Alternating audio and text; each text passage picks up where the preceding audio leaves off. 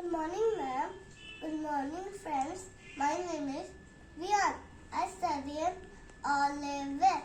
My school name is the Soran School. Today I am going to tell you about flamingo. Flamingo is water bird. Flamingo lives in and around lake. Flamingo are red and pinky color.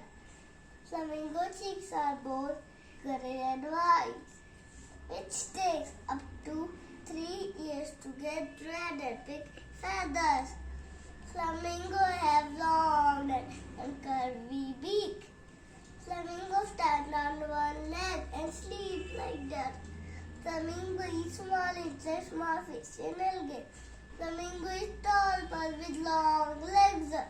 Flamingo lives in group and do everything together.